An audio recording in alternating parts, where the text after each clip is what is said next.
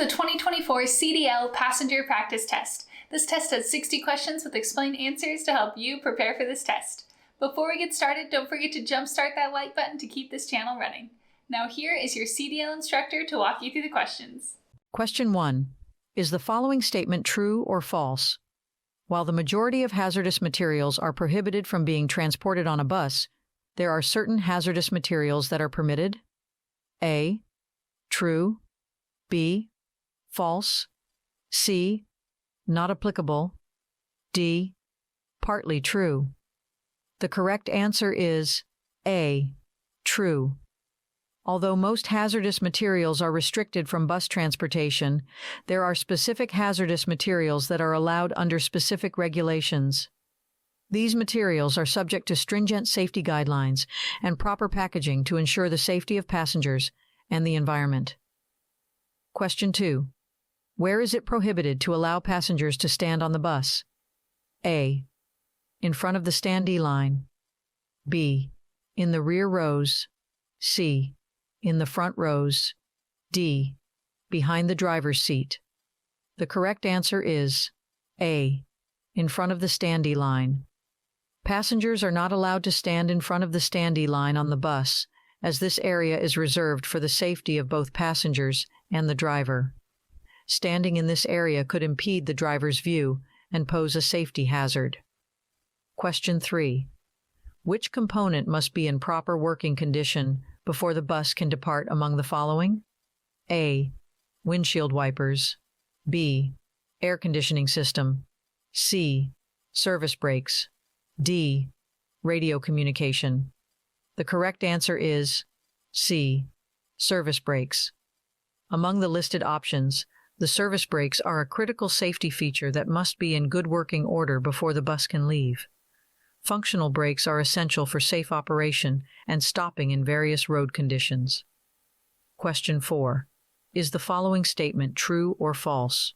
Urban mass transit coaches are equipped with a brake and accelerator interlock system, and the parking brake can only be engaged when the rear door of a transit bus is open.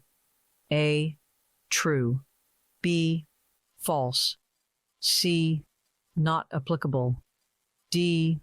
Partially true. The correct answer is B. False. The statement is false. Urban mass transit coaches may feature a brake and accelerator interlock system, but the parking brake can typically be engaged independently of the state of the rear door. There is no requirement for the rear door to be open for the parking brake to function. Question 5. Among the following weather conditions, which one can lead to the most hazardous driving? A. Light rain. B. Fog. C. Ice. D. Overcast skies. The correct answer is C. Ice. Among various poor weather conditions, driving on icy surfaces can be exceptionally dangerous due to the reduced traction and increased risk of skidding or losing control of the vehicle. Question 6. Which of the cargo options listed below is strictly prohibited from being transported on a bus? A. Fresh produce and perishable goods. B. Books and educational materials. C. Tear gas or irritating materials. D. Electronic devices and appliances. The correct answer is C. Tear gas or irritating materials. Buses are not allowed to carry tear gas or other irritating materials as cargo due to safety concerns and the potential risks they pose to passengers and the driver. Question 7. Is the following statement true or false? While examining the exterior of the bus, you should secure any open emergency exits or access panels. A. True. B. False. C. Partially true. D. Mostly true. The correct answer is A. True. During the inspection of the bus's exterior, it's important to close any open emergency exits or access panels to ensure they are secure and won't pose a safety risk during the journey. Question 8. What is the most effective way for a bus driver to prevent slowing down other traffic on the highway? A. By staying in the right lane. B. By frequently changing lanes. C. By staying in the left lane. D. By driving in the center lane. The correct answer is A. By staying in the right lane. To avoid impeding other traffic, a bus driver should primarily stay in the right lane on the highway. This allows faster-moving vehicles to pass smoothly and maintain a steady flow of traffic. Question 9. When is it appropriate to adjust the driver's seat? A. While the bus is in motion for convenience. B. Prior to starting the engine. C. Only when the bus is at a complete stop. D. During routine maintenance checks. The correct answer is C. Only when the bus is at a complete stop. The driver's seat should only be adjusted when the bus is fully stationary to ensure the driver's safety and avoid any distractions or accidents that might arise from making adjustments while the vehicle is in motion. Question 10. What is the recommended procedure for buses when approaching most railroad crossings? A. Increase speed to quickly cross the tracks. B. Come to a complete stop before crossing. C. Change lanes while crossing the tracks. D. Honk the horn repeatedly while crossing the tracks. The correct answer is B. Come to a complete stop before crossing. Buses are generally advised to come to a complete stop before crossing railroad tracks to ensure safety and proper visibility. This practice allows the driver to assess the situation, listen for approaching trains, and proceed only when it's safe to do so. Question 11. Upon reaching the bus stop, what details should you communicate to the passengers? A. A list of upcoming stops on the route. B. A brief history of the bus company. C. Location, reason for stopping, next departure time, and the bus number. D. Your personal preferences for the journey. The correct answer is C. Location, reason for stopping, next departure time, and the bus number. To keep passengers well informed, you should announce the current location, reason for the stop, the time of the next departure, and the identification number of the bus. This helps passengers make informed decisions and ensures a smooth boarding process. Question 12. On a bus, where is it permissible to have recapped or regrooved tires? A. Anywhere except on the front wheels. B. On the front and rear wheels. C. Anywhere except on the rear wheels. D. Only on the front wheels. The correct answer is A. Anywhere except on the front wheels. Buses can have recapped or regrooved tires on any of the wheels except the front wheels. The front tires are critical for steering and stability, so they are required to have new tires for optimal safety. Question 13. If your bus tilts outward on a banked curve, what might be the cause? A. Driving too fast. B. Excessive braking. C. Driving too slow. D. Uneven tire pressure. The correct answer is A. Driving too fast. When your bus leans outward on a banked curve, it could indicate that you're driving too fast for the curve's banking angle. Slower speeds are necessary to maintain stability and prevent potential rollovers. Question 14. Which of these must be shut while the bus is moving? A. Emergency windows. B. Reading lights. C. Passenger conversations. D. Overhead compartments. The correct answer is A. Emergency windows. While the bus is in motion, the emergency windows should be closed. This ensures passenger safety and prevents any potential hazards that might arise from open windows during transit. Question 15. During your bus inspection, what should you verify to ensure proper functionality? A.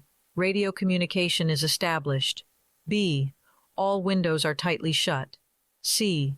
Seat covers are clean and intact. D. Rider signaling devices are working properly. The correct answer is D. Rider signaling devices are working properly. When inspecting your bus, it's crucial to confirm that rider signaling devices, such as the bells or buttons, are in good working condition.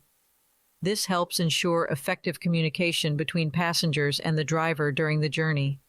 Question 16. An approaching vehicle maintains its high beams. How should you address this potential hazard? A. Flash your high beams in return. B. Honk your horn to signal the driver. C. Slow down and switch to low beams.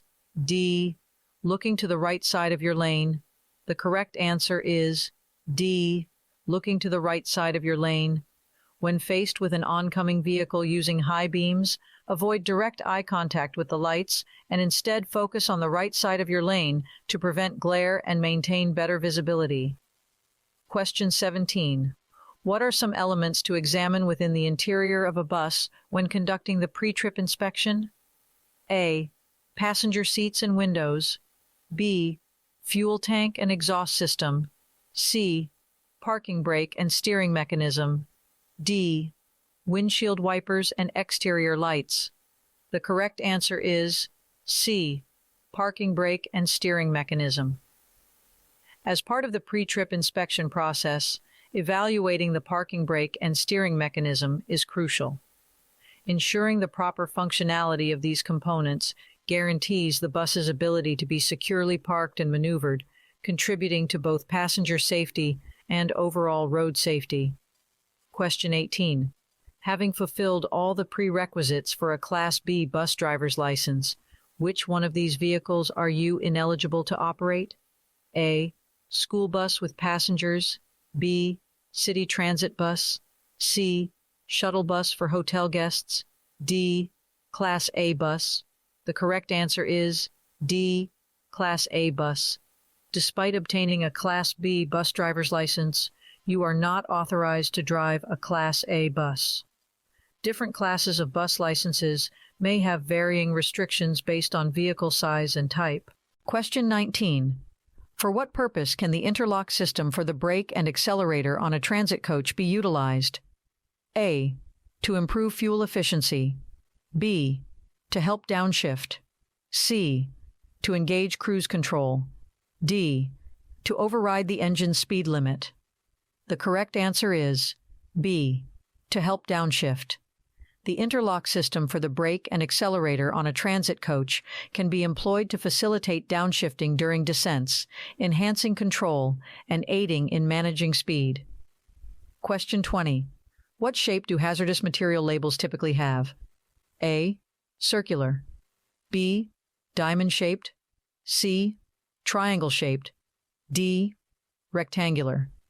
The correct answer is B. Diamond-shaped. Hazardous material labels are commonly diamond-shaped and feature specific symbols, colors, and codes that provide important information about the nature of the hazardous material being transported. Question 21. What requirement must be met by hazardous materials when they are transported on a bus? A. Be covered with a tarp. B. Be loaded on the rear seats. C. Be labeled. D.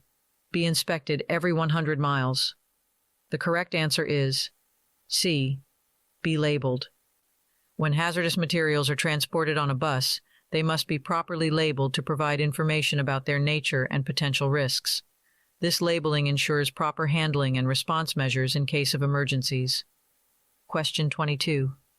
What should be done with a passenger who becomes aggressive or unruly? A. Offer them a calm explanation of their behavior. B. Engage in a heated argument to calm them down. C. Leave them alone until they calm down naturally.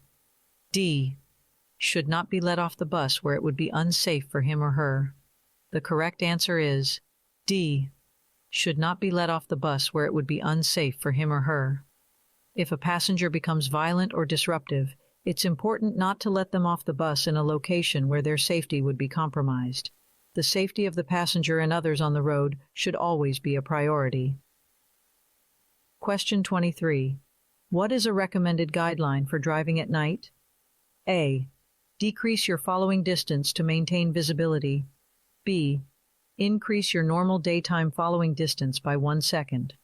C. Drive slightly faster to reduce time on the road. D. Use high beam headlights at all times. The correct answer is B. Increase your normal daytime following distance by 1 second. When driving at night, it's advised to extend your following distance by 1 second compared to your normal daytime following distance. This provides additional reaction time and helps account for reduced visibility and potential hazards. Question 24. What leads to the off-tracking of the rear wheels? A. Smaller distance between the front and rear wheels, gentle turns and curves, slower driving speeds. B.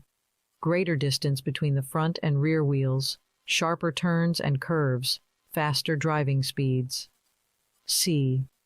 Equal distance between the front and rear wheels, gradual turns and curves, moderate driving speeds. D. Reduced distance between the front and rear wheels, wide turns and curves, cautious driving speeds. The correct answer is B. Greater distance between the front and rear wheels, sharper turns and curves, faster driving speeds. Off-tracking of the rear wheels occurs due to the larger gap between the front and rear wheels in comparison to the vehicle's turning radius, resulting in the rear wheels following a slightly different path during turns. This phenomenon is more pronounced when the vehicle is taking sharper turns at higher speeds. Question 25. Is the location where you have a disruptive passenger disembark from the bus significant? A. Yes. B. No. C. Not applicable. D. Partially true. The correct answer is A. Yes. The location where a disruptive passenger is asked to leave the bus matters. It should be a safe and appropriate spot that ensures the safety of the passenger and other riders, and it should follow company policies and legal guidelines. Question 26. In an emergency evacuation situation, when guiding passengers to a secure location, they should be directed to a safe spot that is at least blank feet away from the bus. A. 50. B. 75. C. 100. D. 150. The correct answer is C. 100. When evacuating a bus during an emergency, passengers should be directed to a location that is at least 100 feet away from the bus to ensure their safety and reduce the risk of potential hazards. Question 27. Which of the following items can be transported as hazardous materials? A. Electronics and clothing. B. Small arms ammunition, hospital supplies and hospital drugs. C. Fresh produce and cleaning supplies. D. Books and office supplies. The correct answer is B. Small arms ammunition, hospital supplies, and hospital drugs. Some hazardous materials that may be transported include items such as small arms ammunition, hospital supplies, and hospital drugs. However, they must be handled and packaged according to strict safety regulations to ensure secure transport. Question 28. Under what condition can a bus transport baggage or freight? A. If the items are placed on the seats. B. If the items are secured and out of the way of any exits. C. If the items are scattered throughout the aisle. D. If the items are piled near the driver's seat. The correct answer is B. If the items are secured and out of the way of any exits. Buses can carry baggage or freight, but it is important that the items are properly secured and not obstructing any exits, ensuring passenger safety and efficient emergency evacuation if needed. Question 29. Which type of cargo is allowed to be transported on buses? A. Radioactive materials. B. Small arms ammunition labeled ORM-D. C. Flammable liquids. D. Explosive fireworks. The correct answer is B. Small arms ammunition labeled ORM-D. Buses are permitted to carry small arms ammunition that is properly labeled as ORM-D, indicating it's a material that presents a limited hazard. This ensures safe transportation without compromising the well-being of passengers and the driver. Question 30. What is expected of charter bus drivers? A. Explain the rules and not allow riders on the bus until departure time. B. Allow riders to board the bus as soon as they arrive. C. Offer free refreshments during the trip. D. Offer discounted tickets to local attractions. The correct answer is A.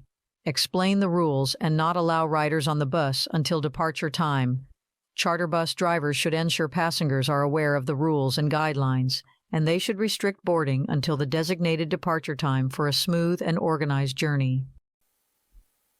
Question 31.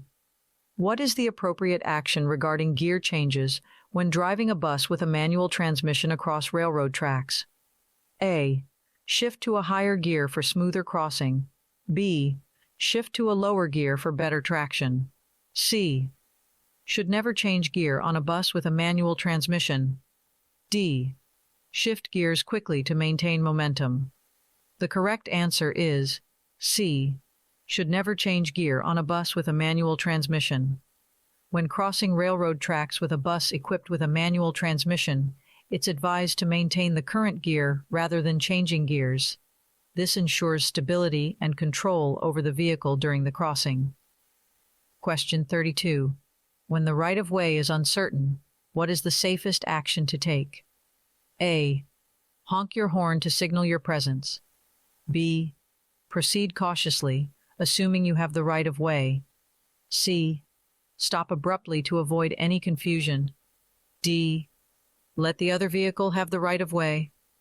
The correct answer is D. Let the other vehicle have the right-of-way. In situations of uncertainty regarding the right-of-way, the safest approach is to yield and let the other vehicle proceed. This minimizes the risk of collisions and promotes safer interactions on the road. Question 33. When is it necessary to possess a CDL, commercial driver's license? A. You are operating a personal vehicle for daily commuting. B.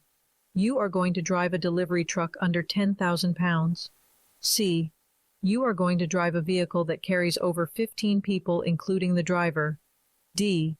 You are driving a rented moving truck for household relocation. The correct answer is C. You are going to drive a vehicle that carries over 15 people, including the driver. A CDL is required when operating a vehicle designed to transport more than 15 passengers, including the driver. This ensures that individuals driving large-capacity vehicles have the necessary skills and qualifications. Question 34. What should you do at the conclusion of every shift? A. Leave personal belongings on the bus for convenience. B. Take all of your personal belongings, inspect the bus, and report any defects. C. Only inspect the bus if you suspect a defect. D. Inspect the bus, but leave your personal belongings behind. The correct answer is B. Take all of your personal belongings, inspect the bus, and report any defects.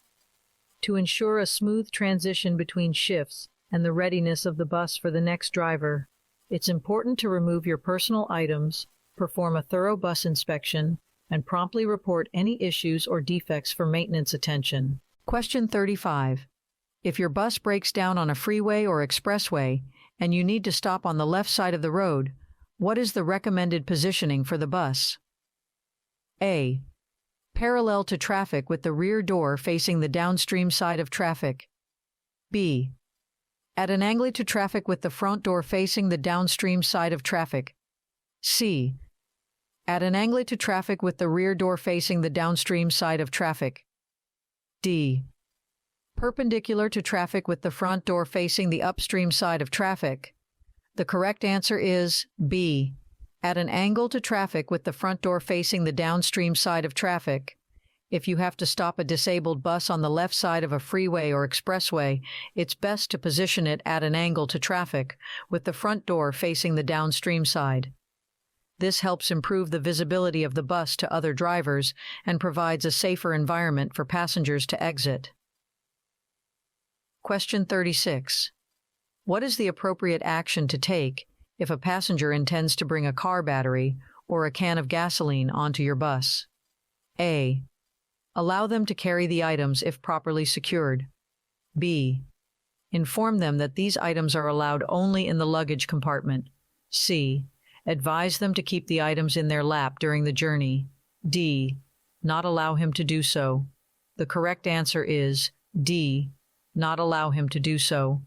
Car batteries and gasoline cans are considered hazardous materials due to their potential to cause fire or explosion risks. Therefore, it is crucial to prohibit passengers from bringing such items onto the bus to ensure the safety of all passengers and the vehicle. Question 37. Which of the following actions is prohibited while operating a bus? A. Talking with riders while driving or towing a disabled vehicle. B. Checking the vehicle's rearview mirrors frequently. C. Engaging in conversations with fellow drivers. D. Using the bus's intercom system to make announcements. The correct answer is A. Talking with riders while driving or towing a disabled vehicle. It's not allowed to engage in conversations with passengers while driving or when towing a disabled vehicle, as it can divert the driver's attention from the road and potentially compromise safety. Question 38. Under what circumstances is a driver prohibited from operating a vehicle according to federal regulations? A. After consuming caffeine. B. Ill or impaired, and the condition interferes with his ability to drive. C. Ill or impaired, and the condition enhances driving ability. D. After a short night's sleep. The correct answer is B. Ill or impaired, and the condition interferes with his ability to drive. Federal regulations mandate that drivers should not operate a vehicle if they are unwell or impaired, and if their condition hampers their ability to drive safely. This regulation aims to ensure road safety and prevent accidents caused by compromised driving skills. Question 39. Which braking technique is recommended for maintaining a safe speed when driving downhill? A. Rapid and frequent brake application. B. Use the snub braking method, 5 mph below safe speed. C. Fully engaging the brakes to slow down quickly. D. Pumping the brakes to keep them cool. The correct answer is B. Use the snub braking method, 5 mph below safe speed. The snub braking method, where the brakes are intermittently applied to reduce speed gradually and maintain control, is advised for driving on downgrades. This technique prevents excessive heat buildup in the brakes and offers better control over the vehicle's speed. Question 40. Which of the following actions constitutes a prohibited practice when operating a bus? A. Performing regular maintenance checks. B. Using the horn in emergency situations. C. Cleaning the interior at designated stops. D. Fueling with riders on board. The correct answer is D. Fueling with riders on board. Engaging in the prohibited practice of fueling a bus while passengers are on board poses potential safety risks. It's essential to avoid this practice to ensure the safety and well-being of both passengers and the operator. Question 41. Is the following statement true or false? In buses designed to accommodate standing passengers, you have the freedom to stand anywhere you prefer. A. True. B. False. C. Not applicable. D. Partially true. The correct answer is B. False. The statement is false. While buses designed for standing passengers do allow standing, passengers are typically required to stand in designated areas to ensure safety, maintain order, and facilitate efficient boarding and alighting. Question 42. What is the definition of the standee line on a passenger bus? A. The designated area for the driver's break time. B. The line where passengers must queue for boarding. C. A 2-inch line on the floor to the rear of the driver's seat that all passengers must stay behind while the bus is in motion. D. A special line for elderly and disabled passengers. The correct answer is C. A 2-inch line on the floor to the rear of the driver's seat that all passengers must stay behind while the bus is in motion.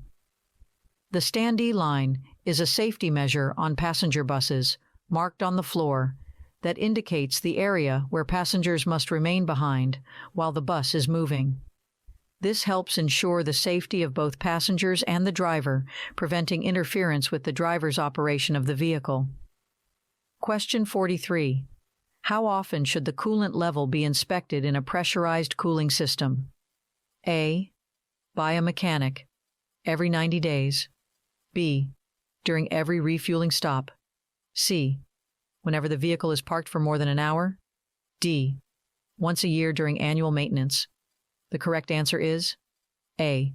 By a mechanic, every 90 days. In a pressurized cooling system, a mechanic should check the coolant level every 90 days as part of routine maintenance. This helps ensure proper engine cooling and prevents overheating issues. Question 44. When is the appropriate moment to deactivate your turn signal after completing a lane change or turn? A. Immediately upon activating the turn signal. B. When the lane change is complete. C. Once you notice another vehicle nearby. D. While making the lane change or turn. The correct answer is B. When the lane change is complete. You should cancel your turn signal after successfully completing a lane change or turn to prevent confusion among other drivers and to indicate that you have finished the maneuver. Question 45. Which of these statements is accurate regarding gear ranges in buses equipped with automatic transmissions? A. Higher gear ranges are more suitable for descending steep hills. B. The lowest ranges should be used for greater engine braking on downgrades. C. Lower gear ranges are best for conserving fuel on flat roads. D. Gear ranges have no impact on driving performance. The correct answer is B. The lowest ranges should be used for greater engine braking on downgrades. When driving buses with automatic transmissions downhill, using the lowest gear ranges can help in utilizing engine braking for better control and reduce strain on the braking system. Question 46. Who holds the responsibility for inspecting emergency equipment prior to driving? A. Passengers. B. Maintenance personnel. C. The driver. D. The dispatcher. The correct answer is C. The driver. It is the duty of the driver to inspect the emergency equipment before operating the bus. This practice ensures that all essential safety equipment is in proper working order in case of any emergency situations during the journey. Question 47. Which of the following methods of signaling is not advised? A. Using your turn signals when changing lanes. B. Raising your hand to signal a stop. C. Activating your hazard lights while driving in heavy rain. D. Signaling to others that it is safe to pass. The correct answer is D. Signaling to others that it is safe to pass. Signaling to other drivers that it's safe for them to pass you is not recommended. It's their responsibility to assess the traffic situation and decide when it's safe to pass based on their own observations. Question 48. If your speed increases from 20 to 60 mph, a tripling of the original speed, how much additional braking distance is needed at 60 mph compared to 20 mph? A. 1 times 3 or 3. B. 2 times 3 or 6. C. 4 times 3 or 12. D. 3 times 3 or 9. The correct answer is D. 3 times 3 or 9. When speed triples, braking distance increases by a factor of 9. This is an important consideration for drivers to maintain safe following distances and ensure proper stopping distances at higher speeds. Question 49. When is the most advisable time to wear your seatbelt for safety? A. At all times for safety. B. During short trips within the city. C. On long trips exceeding an hour. D. Only when driving at high speeds. The correct answer is A. At all times for safety. Wearing your seatbelt at all times is essential for your safety, regardless of the driving conditions. Seatbelts significantly reduce the risk of injury in case of sudden stops, collisions, or accidents. Question 50. If your bus is equipped with an emergency exit door, what requirement must it fulfill? A. Be secured when the bus is moving. B. Be painted in a bright color for visibility. C. Be locked at all times for security. D. Only be used during designated drills. The correct answer is A. Be secured when the bus is moving. An emergency exit door on a bus must be properly secured while the vehicle is in motion to ensure passenger safety and prevent any accidental openings that could endanger passengers or disrupt the journey. Question 51. In certain cases, you might transport small arms ammunition, emergency drug shipments, or hospital supplies on a bus. The combined weight of these hazardous materials must not exceed blank pounds. A. 500 pounds. B. 250 pounds. C. 100 pounds. D. 750 pounds. The correct answer is A. 500 pounds. When transporting small arms ammunition, emergency drugs, or hospital supplies, the total weight of these hazardous materials should not surpass 500 pounds to ensure safety during transit. Question 52. Which of the following presents a major issue for drivers of vehicles with limited ground clearance? A. Sudden turns on highways. B. Long stretches of open road. C. Humps or dips in the road. D. Smooth and even surfaces. The correct answer is C. Humps or dips in the road. Drivers of vehicles with low ground clearance are particularly challenged by humps or dips in the road. Negotiating such road irregularities can result in scraping or damage to the vehicle's undercarriage, necessitating extra care and skillful navigation. Question 53. Which set of items includes the 3 essential types of emergency equipment required on your bus? A. First aid kit, flashlight, and tire pressure gauge. B. Fire extinguisher, spare electrical fuses, and emergency reflectors. C. Tool set, reflective vest, and warning triangles. D. Jumper cables, safety cones, and hazard flares. The correct answer is B. Fire extinguisher, spare electrical fuses, and emergency reflectors. To ensure preparedness for emergencies, your bus should be equipped with a fire extinguisher, spare electrical fuses, and emergency reflectors. These items help address various safety concerns and potential issues while on the road. Question 54. Which of the following statements concerning speed is accurate? A. Speeding is safe if you are in a hurry. B. You should be able to stop the distance you can see ahead. C. Faster speeds enhance fuel efficiency. D. Higher speeds improve overall vehicle stability. The correct answer is B. You should be able to stop the distance you can see ahead. One fundamental aspect of safe driving is maintaining a speed at which you can stop within the distance you have clear visibility of. This ensures you have ample time to react to potential obstacles or hazards on the road. Question 55. When submitting an application for a bus driving position, you are required to disclose any motor vehicle accidents you were part of during the previous blank years. A. 1. B. 2. C. 5. D. 3. The correct answer is D. 3. During the job application process for a bus driving role, you are generally obligated to report any motor vehicle accidents you were involved in within the last 3 years. This information helps the employer assess your driving history and qualifications. Question 56. Is the following statement true or false? If you are employed as an interstate carrier, you are required to fill out a written inspection report for every bus driver. A. True. B. False. C. Not applicable. D. Partially true. The correct answer is A. True. The statement is true. As an interstate carrier, you are obligated to complete a written inspection report for each bus driver as part of compliance with regulations and to ensure the safety of both drivers and passengers. Question 57. What is the most effective approach to move a loaded bus uphill from a complete stop on a steep grade, 4% or more, using a manual transmission? A. Engage the clutch rapidly and release the parking brake quickly. B. Engage the clutch partially and quickly press the accelerator. C. Slowly release the clutch while releasing the parking brake. D. Release the parking brake rapidly and immediately engage the clutch.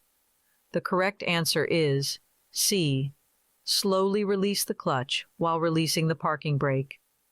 The optimal technique is to gradually release the clutch while simultaneously releasing the parking brake when starting a loaded bus on a steep uphill grade with a manual transmission. This method prevents excessive strain on the clutch and transmission and ensures a controlled start. Question 58. When traveling at speeds exceeding 40 mph, what is the recommended safe minimum following distance for optimal daytime conditions? A. 4 seconds plus 1 second. B. 3 seconds. C. 2 seconds. D. 5 seconds. The correct answer is A.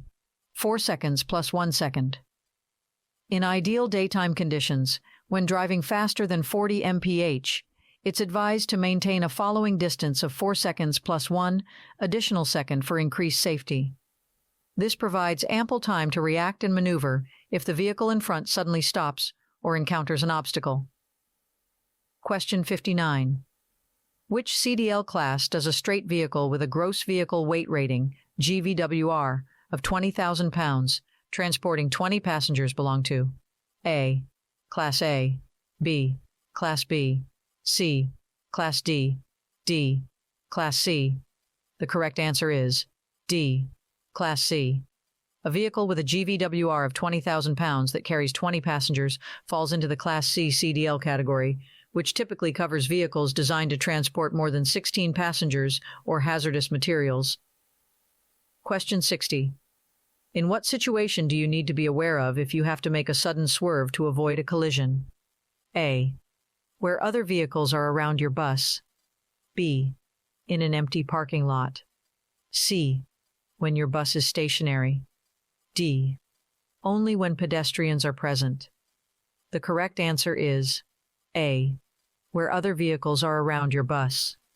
When you need to swerve suddenly to avoid an accident, it's crucial to be mindful of the presence of other vehicles in the vicinity of your bus.